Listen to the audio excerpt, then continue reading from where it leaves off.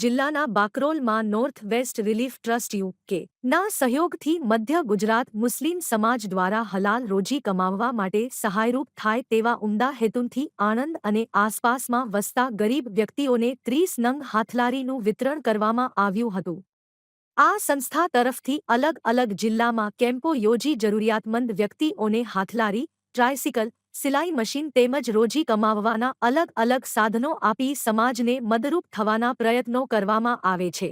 આ કાર્યક્રમમાં north west relief ટ્રસ્ટના હોદ્દેદારો એડવોકેટ શાહનવાઝખાન પઠાણ, રિટાયર પી.આઈ. લિયાકતખાન પઠાણ, સોહેલખાન પઠાણ, શબ્બીરખાન શેખ, ઇબ્રાહીમભાઈ તથા મધ્ય ગુજરાત મુસ્લિમ સેવા સમાજના પ્રમુખ કરીમભાઈ મલેક, સચિવ અસગરભાઈ શેખ, મંત્રી સિરાજભાઈ કુરેશી, કન્વીનર નશરુદ્દીન રાઠોડ, શહેર પ્રમુખ આસિમ ખેડાવાળા, કોર્પોરેટર ઇકબાલ હુસેન, યુસુફભાઈ મલેક, લિયાકતખાન પઠાણ, ફિરોઝખાન પઠાણ અને ગામના આગેવાનો ઉપસ્થિત રહ્યા હતા.